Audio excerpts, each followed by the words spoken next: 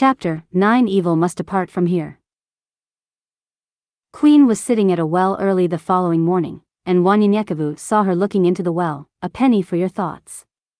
Queen turns to him. Oh, hi, Wanyenyekevu, seeing the pain on her face, tried to make small talk.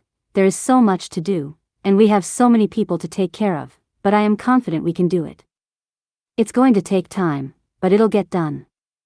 Sabaoth is able. Queen, looking disappointed, I look back over my childhood and think about how some of these people have influenced me. And it's hard to believe that these same people, and a few of them are my kin, how could they do such a thing to their own people? You see, I always thought our people were righteous, and right now, I feel confused, angry, betrayed, and there are so many more emotions that I can't explain, ever since I found out. A tear ran down Queen's face as she started rambling. You and these people come to us with these strange powers and do amazing things and showed me, that Sabaoth wants everyone, but all this time, our own hate and betray us and my people. We're supposed to love one another. I never trusted these Abenians. They showed up with powers and amazed our people, but not me. She paused and let out a deep sigh, saying, a house divided shall fall. I've seen with my own eyes how you killed that hideous creature, and I'd seen Letzi, but confusion covers me like a blanket. Wanyenyekevu just stood there and listened as Queen poured her heart out until she had finished. Listen, one of my ancestor was a drug dealer, and I have read in his story that the drug dealers in meat in the street act tough, mean and ruthless, but it's just an act, facade for respect.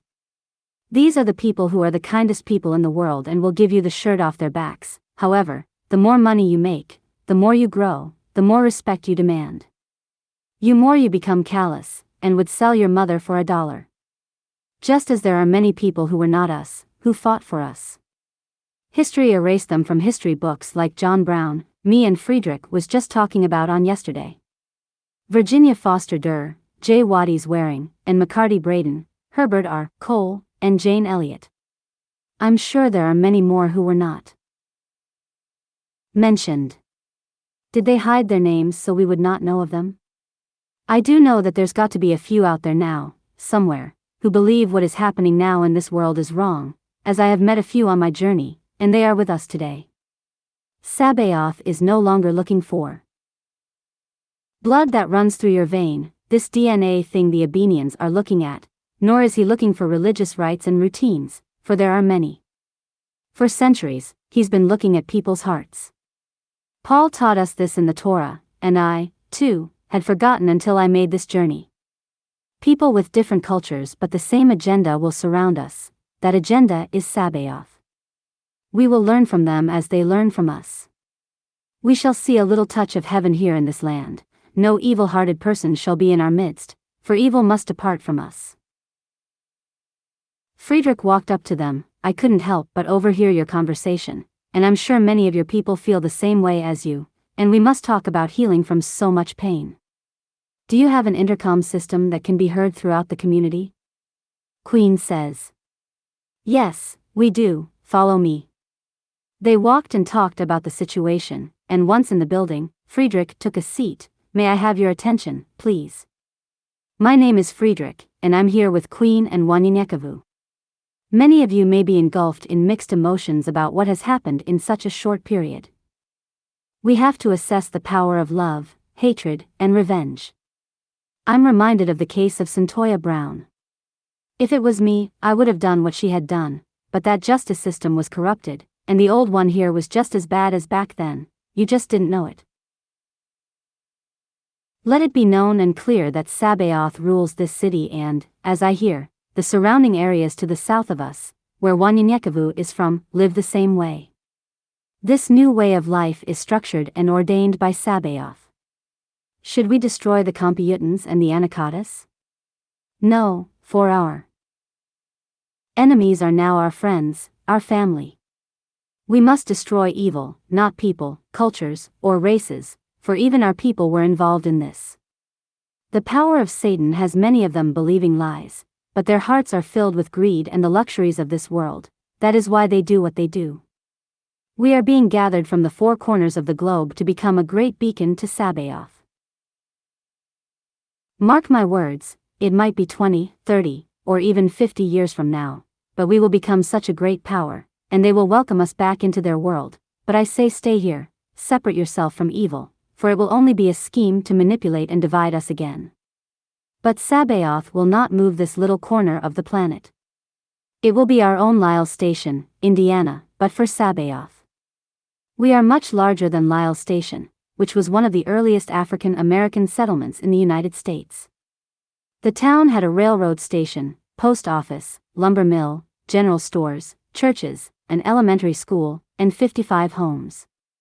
Lyle's Station was started when a Tennessee slave owner freed Joshua and Sanford Lyles, gave them money, and urged them to seek freedom in a northern state. They journeyed up the Tennessee River to Ohio and the Wabash River. The brothers walked 2 miles east of the Wabash and bought a chunk of government land. The brothers cleared their ground and planted crops. Eventually, they accumulated over 1,200 acres of fertile river bottomlands. Following the Civil War, Joshua returned to Tennessee. He encouraged newly freed slaves to join him in this Indiana Garden of Eden, where cantaloupes and tomatoes grew big and plentiful in the sandy soil. Let us separate ourselves from evil, heal our hearts from the pain, and do the same as the Lyles brothers did. People of all colors, creeds, and beliefs will surround us. Again, it will be easy to do this once everyone has received enlightenment to understand what is happening, for this is truly the will of Sabaoth, that all men be as one. That is the reason I like this word you use, mestizos. You see, some might not eat pork, some might be vegan. Learn what I say, and don't judge. Don't judge by your weaknesses, but by their weaknesses. Let that sink in for a minute. For we are all human, and none of us are perfect, just as the word says, enlighten. Let us use words to uplift and empower one another, for words are seeds planted in the soil of understanding. If the soil is rich, language is the harvest. The fruit of which is the formula for creation. When we lose our divine tongue or language, we lose the power of creation, Yusisahau. Friedrich began to glow brighter as he spoke. Queen and Wanyenyekevu looked at each other as Friedrich continued, justice or revenge is so tempting when someone has wrongfully accused us of exacting revenge on them. When we are in a position to hurt them back. Keep in mind that there is a difference between justice and revenge. There is a time when justice should be sought and fought for. Compensation for an injury inflicted or a loss suffered through neglect or abuse on behalf of ourselves or others. However, revenge refers to the desire to inflict pain, damage, or harm in response to any alleged or actual act of wrongdoing, an act of passion, not proper judgment. Justice seeks redress of wrongs suffered. To set right or seek a remedy for something.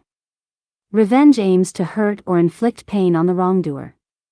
In the case of David and King Saul, Saul became jealous to the point of obsession with destroying David, who was slated to be king in his place because Saul failed God. It was not David's fault that God anointed him. But as he could not hurt God, Saul wanted to hurt David instead, whom he blamed for his failures. The more love David showed Saul, the more he hated him for showing him up as the fallen, inadequate king he was. Saul was embarrassed and wanted to save face. David, a skilled warrior, was able to kill Saul, who was hunting him down like a criminal. He demonized David to everyone to justify it. David's fellow soldiers urged him to kill Saul before he killed him. But David showed mercy and spared the king he found sleeping in a cave. He cut off a piece of Saul's robe, which he later used to show him he could have taken his life. He appealed to Saul to make peace. But in his pride, Saul rejected the offer. David said to Saul, I have not wronged you, but you are hunting me down to destroy me. May the Lord judge between you and me and avenge the wrongs you have done to me, but my hand will not touch you. The old saying goes, from evildoers come evil deeds, so my hand will not come against you. Often, we are in a position to hurt someone who hurt us in ways other than physical. We can retaliate professionally, personally, or even legally. People today use slander, evil speech, false allegations or accusations, and defamation of character to destroy people, whether deserved or not. Here, David exercises remarkable restraint and respect for the laws of God and righteousness. As a result of his compassion, God later did judge between us. Saul was subsequently killed trying to set up the king of Judah, Jehoshaphat. It was God's justice and not revenge. Whatever a man sows, that shall he reap. Evil speech, even Judaism, Hebraism, or the foundation of the Judeo-Christian faith, is intensely aware of the power of speech and the harm that can be done through speech or evil speaking in the Torah or slander and gossip. The universe itself was created through speech. The 43 sins enumerated in the Al-Chait confession recited on Yom Kippur are sins committed through speech. The Talmud and even James in the Torah tell us that the tongue is so dangerous that it must be hidden from view behind two protective walls, the mouth and teeth, to prevent its misuse.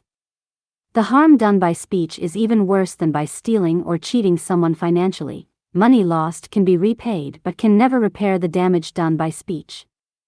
For this reason, there is no forgiveness for lashon hara or disparaging speech. This may or may not be true, but it illustrates the seriousness of offensive speech. A Hasidic tale vividly illustrates the danger of improper speech. A man went about the community telling malicious lies about the rabbi. Later, he realized the wrong he had done and felt remorse. He begged the rabbi for forgiveness, saying he would do anything he could to make amends. The rabbi told the man, "Take a feather pillow, cut it open, and scatter the feathers to the winds." The man thought this was a strange request, but it was a simple enough task, and he did it gladly. When he returned to tell the rabbi that he had done it, the rabbi said, "Now, go and gather the feathers. Because you can no more make amends for the damage your words have done than you can recollect the feathers." Speech has been compared to an arrow. Once the words are released, like an arrow, they cannot be recalled, the harm they do cannot be stopped, and the damage they do cannot always be predicted, for words like arrows often go astray. Friedrich paused and took a deep breath. "I didn't come to say all that, I really didn't, but Sabaoth put it in my heart, and I spoke the words he had given me. Be blessed and go in the peace that Sabaoth has given us."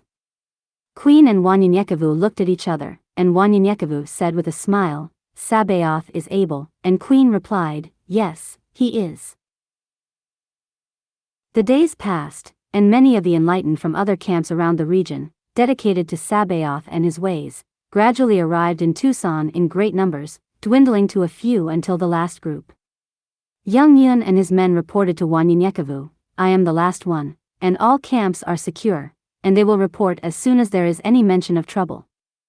Wanyenyekevu ordered all Tucson prisoners to Madden at Altenwer and demanded that every family meet with him to rid themselves of those who no longer fit into their culture, those of evil heart. Queen announced as the people lined up, "If a loved one is not approved, you may go with them, and you are not and will not be forced to stay, but we will force those who do not pass to leave. If you are directed to the left of the building, you will leave because you have an evil heart. We are not saying you were involved in trafficking, but your heart is not right with Sabaoth." I just wanted to say that. Wanyenyekevu sat there in a daze, staring into space as she spoke. Queen noticed Wanyenyekevu, "A penny for your thoughts?" He smiled, "I noticed, and it's just an observation, whether true or not, I'm not aware, but it seems to me that the farther you move from the south in any given direction, the less spiritual people are. I will not live in a place where men's heart is evil. Sabaoth has assigned Dark Eagle and me to look after his people, and I will do just that, so if their hearts are evil, they must be dismissed." The crowd walks around and in the distance, "Where are we to go?" shouted someone in the crowd. "Truly, we must know that your heart is as corrupted as ours, to kick us out in the middle of nowhere." Wanyenyekevu stood up, "Can you see a man's heart? His desires? No, but Sabaoth has granted me that gift, and with it, I can see it. You might fool yourself or others, but not Sabaoth. Go as you please. It is none of my concern." Wanyenyekevu notices a man forcing a woman to follow him. You! Why are you forcing her to go with you? The man was rude. Mind your own damn business. This does not concern you. Wanyenyekevu smiled. Oh, but it does now. Wanyenyekevu shouted, Daniel, and Daniel made his way toward the man. The man shouted, another child. What are we to be ruled by children?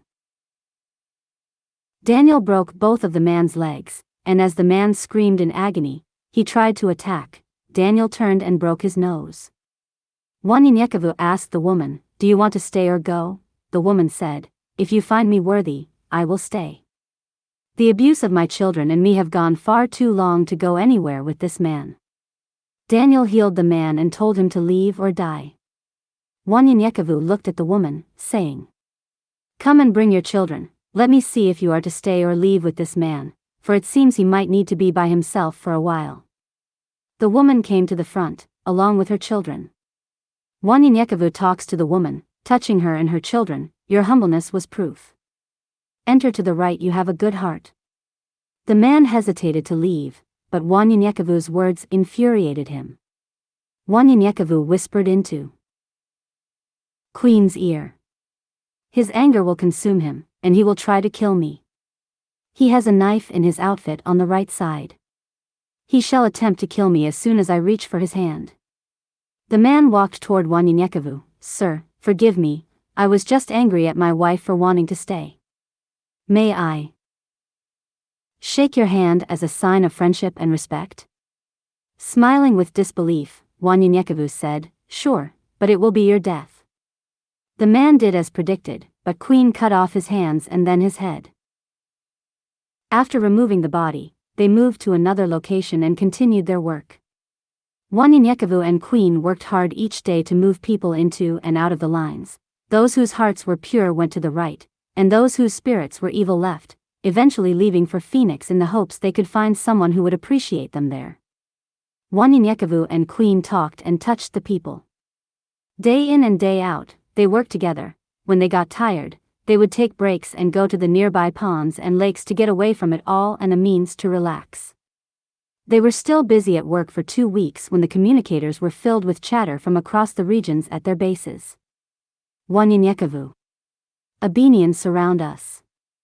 Before anyone could answer, Abenians flooded the entire Tucson area with sky crafts in the air. Wanyenyekevu got on the communicator, so are we, hold your ground, but do nothing yet. A loud voice could be heard throughout the Tucson skies. Who is this Wanyenyekevu? Show yourself. Wanyenyekevu, along with Friedrich and the rest of his warriors, quickly jumped on their skycraft. As Friedrich got close to some Abenians, they just burnt up, and their skycrafts came crashing to the ground as the people ran for cover. Right at 225 yards, the Abenian said. That is close enough. For the Abenian felt his spirit burning. Wanyenyekevu shouted, I can't yell for that long, I'll go horse. Wanyenyekevu signaled to the warriors as he, Queen, and the two brothers Jom and Aldtib moved forward. Wanyenyekevu said, you come at me with full force, I see. You have all our bases surrounded, yet you don't know what you are up against. I'm quite sure that you must have some idea by now, coming at us like this. Speak your mind and be on your way. The Abenian was outrageous at how Wanyenyekevu spoke to him. I am Abeni Bravo, 1, and you dare speak to me like this, you fucking monkey. Wanyenyekevu smiled as he looked at Abeni B1. You are nothing but a demonic spirit that uses these humans as an energy source while you come to destroy this planet for the greater good of Lucifer himself. I see you, no, we see you for who you are, a falling servant of Sabaoth. Who's out for revenge for something you did? You're like an ant trying to go to war with a human being. No contest, my friend, go around and don't bother us, until the time comes. And all who do from this day forward shall die, so you might want to prepare those lazy humans you got to go to war with us. You might have a chance. My fault, you won't even come close. Remove all your men from the rest of our territory. Signaling Friedrich and Obey to come forward, the Abenian's flesh began to burn. or meet your damnation today. Abani BL9 spoke into a device, and the Wanyenyekevu could hear all the basses in his earpiece. They are leaving. As Abani BL9 was about to turn around, Wanyenyekevu said, "We will see each other again." Wanyenyekevu smiled and teased Abani BL9, "Bring some humans with you next time, by the way. There are a few headed toward Phoenix, you probably can use. They are, how do you say? After your own heart." They spent the rest of the day cleaning up the mess from the sky craft, but the next day, Wanyenyekevu and Queen went back to screening everyone in the area. After 3 months, they had completed their mission, and only 1/8 of the city was rejected.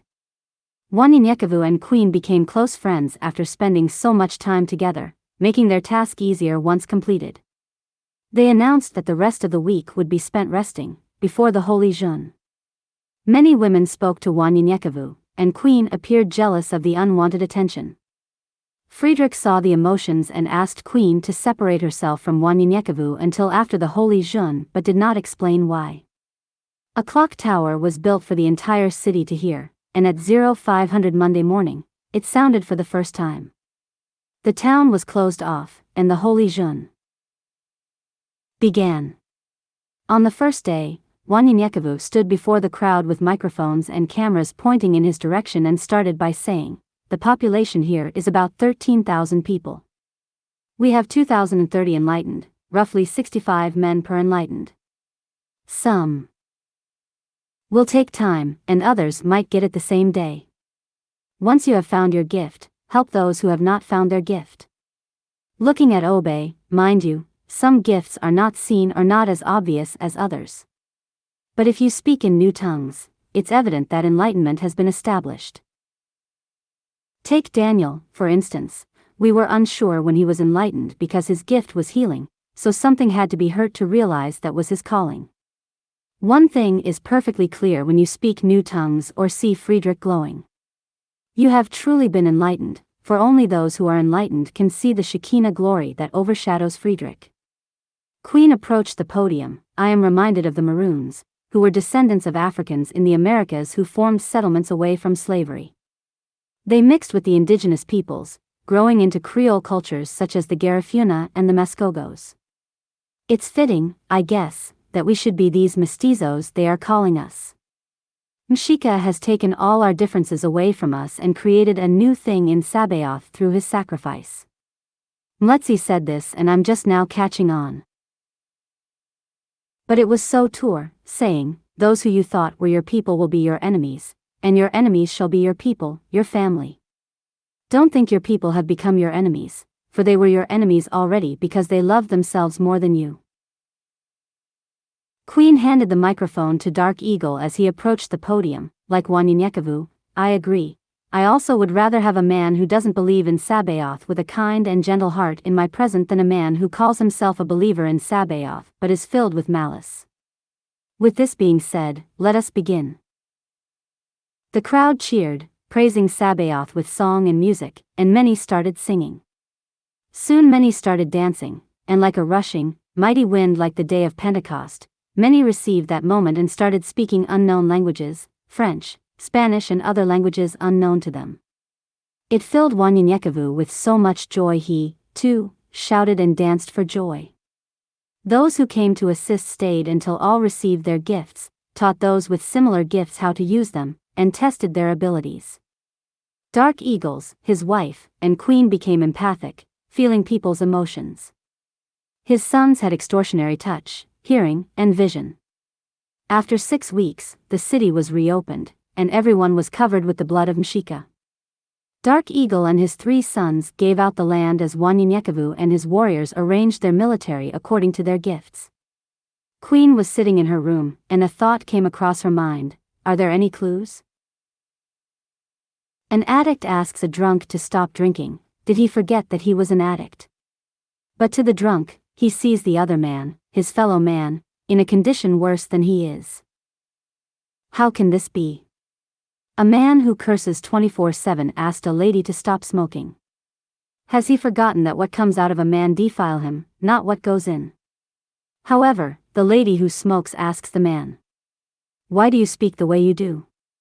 And all he said was, because. A liar tells a thief to stop stealing, a murderer to stop killing. Need I say more about us humans? Finding fault with everyone, yet not looking at self. Not looking within. Complaining when winter is winter, when summer is summer. Never satisfied with anything. Gossiping and rumors, rips across your lips, and we don't know it. Or do we? The streets have created a name for us. But I will wait until later to whisper it in your ears. Why wait for later? Why hold back the tears? You are defined simply as a hypocrite. Have you forgotten that all comes short of the glory? Or, none righteous, no, not one. Yet, for some odd reason, you believe you are right, even willing to fight. Not understanding that everyone is drawn away by their own lust and enticed. Your lust, your enticements, not mine. But yours. By you, because of you. Your weaknesses are not mine. Your strength is not mine. You are worried about what you think are my weakness, instead of worrying about your own. I understand how it was said that coming to God one had to be as a child. Humble and meek are the people he seek.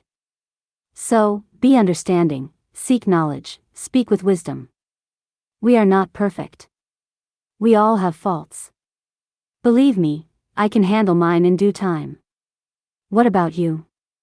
With the words I've just said, are there any clues? Queen heard a knock on her door. Queen quickly put away her pad. Enter. It was Dark Eagle. You have your own army. I'm so proud of you. Queen smiled. It's a battalion, father, not an army. We, as a whole, create an army. Dark Eagle looked at her. You know what I mean. You are leading loyal warriors of Sabaoth into battle by yourself. She smiled. Wanyenyekevu has made my brother's elders and me a leader of many. Dark Eagle said. Understand this, I like him, but Wanyenyekevu is a man of Sabaoth, and I take nothing from him, but it is Sabaoth who has done this, he's just enforcing it to be as Sabaoth wants it. Queen nodded her head. True, I stand corrected. Dark Eagle hesitated for a second. That's not why I came to see you. Friedrich told me why he asked you to separate yourself from Wanyenyekevu until after the Holy June. He saw what I feel now. You have feelings for this man. Queen was about to interrupt him, but he held up his finger. And you don't know how to express it, so you argue and disagree with him for some odd reason. You're my daughter and have been a hard woman for anyone to get next to. I taught you to be strong and never to be taken advantage of. But love is beautiful, and I feel your love for this man whenever you mention his name. Can I tell you a secret? He has feelings for you also. He is shy when it comes to women, I see that as well. But the great thing about it, it's Sabaoth's will that you and he be husband and wife, plus, nobody can handle you and your ways but him. Queen looked at Dark Eagle and laughed. What do you mean? Dark Eagle looked at Queen. You know what I mean, Coco. As he left the room, laughing. Davis Monthan Air Force Base was an old, abandoned Air Force base 5 miles southeast of Tucson. It was renovated into a training field for all residents starting at 15. The basic training had to be learned by everyone, but everyone wasn't a warrior, but everyone had a part to play in the new stronghold of Sabaoth. Wanyenyekevu and his 11 warriors Grace, Mercy, Joy, Jome and his brother Aldhib, Daniel, Elijah and his brother Elisha, Obey, Friedrich, and Queen. They had 12 men each under them, and those 12 commanded hundreds. They trained at different regional locations, from Picacho Peak to Colonia Anahuac, and battled in war games. The Boneyard, a place of antique airplanes, was used for many war games. The losing teams judged all final competitions. On one occasion, Wanyenyekevu and Queen's team were the last two, and the judges called it a draw, so the commanders had to fight each other to find out who would be the competition's winner. Wanyenyekevu took the center of the arena, bowed, and Queen respectfully bowed back as he approached Queen. Wanyenyekevu said, I Before he could finish his sentence, Queen had roundhouse kicked Wanyenyekevu in the face. Before he could turn back toward her, she threw a punch toward his face, and he blocked it and tried to elbow her, but she flipped out of his way and kicked him in the ribcage. "Oh, I see you didn't come to play," said Wanyenyekevu. "You already bowed." "I bowed, nothing else to do but fight." "Play, I'm trying to win." Wanyenyekevu had never fought a female like this before and held back. Queen saw him fight before, and saw what he was doing, and took advantage of that before she said, "Keep holding back, you see my brother over there." Wanyenyekevu turned to look, and Queen kicked him twice in the knees and his groin. Queen finished her statement. "They taught me to fight like a man, you sisahau." Wanyenyekevu looked up. "No, I'll never forget it again." Queen and her team had won the competition, scoring 20 to Wanyenyekevu's 15. Friedrich walked toward Wanyenyekevu and helped him up. "Everyone knows you weren't fighting your best." Wanyenyekevu shook his head. "Was it obvious?" In laughter, Friedrich said, "Obvious? Hell, Stevie Wonder could see that." Limping toward the arena sitting area, he asked Friedrich why I didn't see her attacks. Friedrich said, "Because you two are one. You will never see their actions because you love her, and she loves you. I don't know why you're both taking so long to see it, everyone else does." Later that night, Queen headed to his room to apologize for taking advantage of him. She knocked on his door. Hopping to his door, she felt his emotions for her but ignored them as he opened the door. "I just came by to apologize for taking advantage of you, but I must admit it felt good whooping your butt."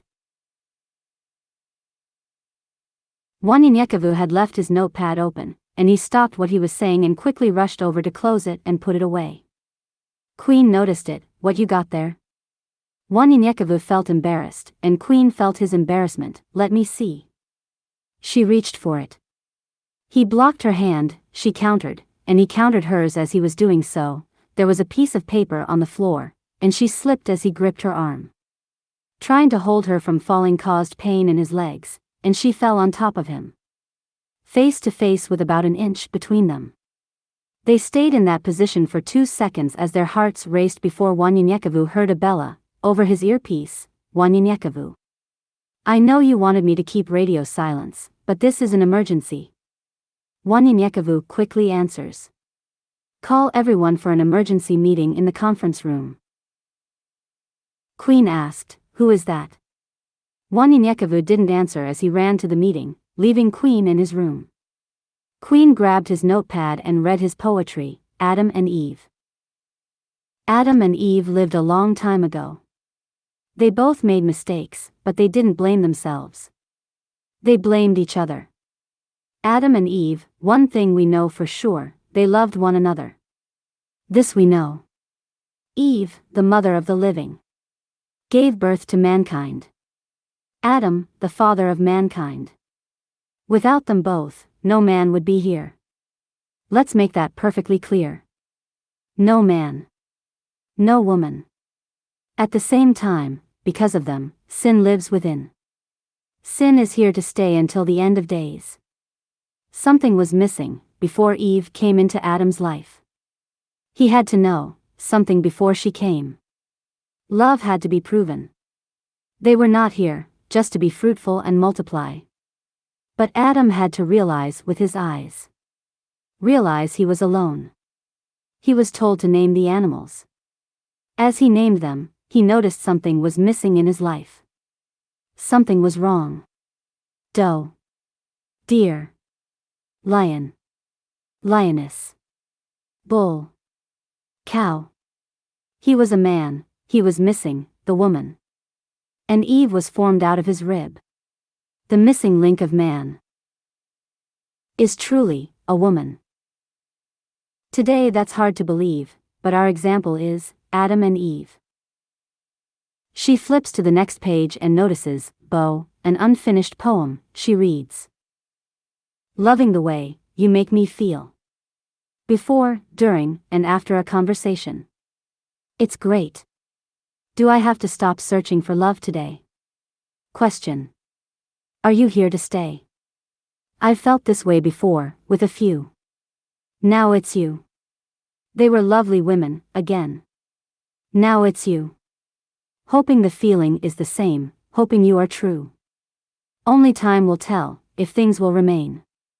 Or, if you will go and be no more.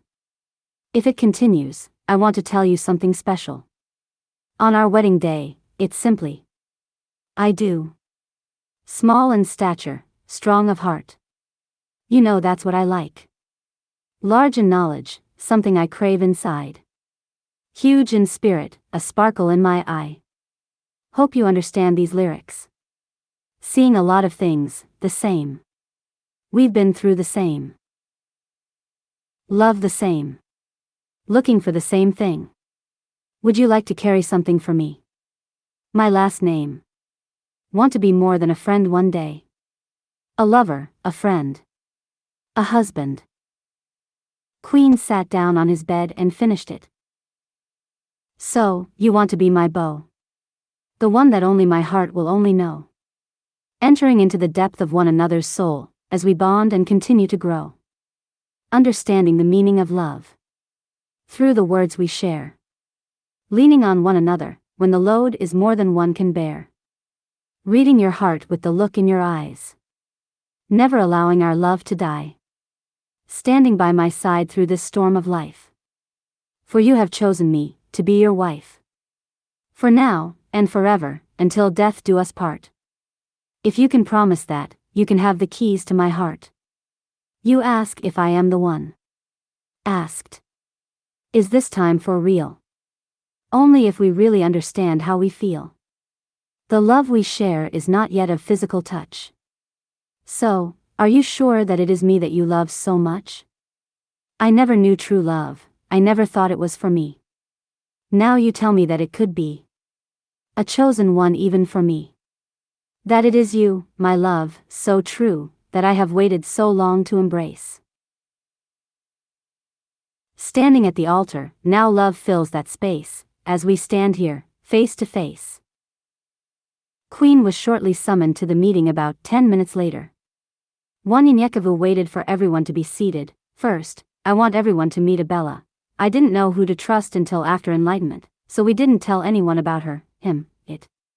Whatever, because it's our secret weapon, she was reprogrammed.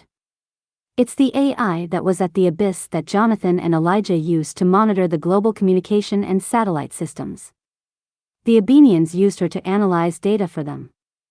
Long story, anyways, I said all that to say this. The Abenians are training those who left us and some of their own to assassinate everyone in this room. Holding the necklace, he held it around his neck. We can create these necklaces as a symbol of residency. It's called a san, and its material cannot be duplicated cause it is literally from out of this world and fill it with the essence of Mshika, for this canteen has never been emptied since I've filled it. Wanyenyekevu paused. Abella, create a census, track our population, and warn us of new people within our midst through face recognition. Abella said, what the fuck, I look like the Social Security office, they went out of business centuries ago. You need to create a gate and ask for ID, or some motherfucker. Wanyenyekevu looked at Aldhib. Aldhib smiled, what? I love comedy, we just put some old comedians into the programming. I thought it was funny. Everyone loved Eddie Murphy, Richard Pryor, and Red Fox and M.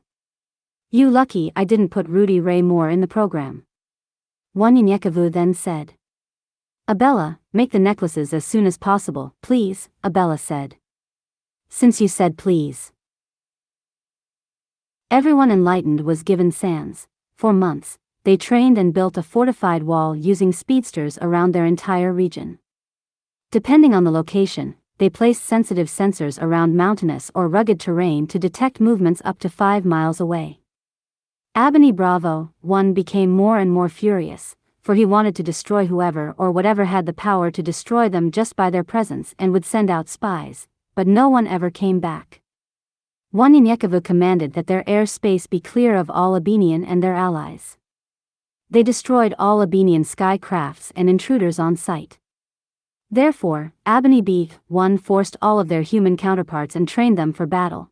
Their paradise became a forced training ground and a harsh reality for the Computans. Wanyenyekevu's and his warriors' training was intensified, and finally, Point de Dieu was taught before the rest of the warriors returned to their homes throughout the region. 9 months had passed, and all the warriors were reorganized according to their skills and gifts, forming their military. They were divided into divisions: air assault, airborne, armored, cavalry, infantry, light, computerized, motorized, mountain, and the reserve training division.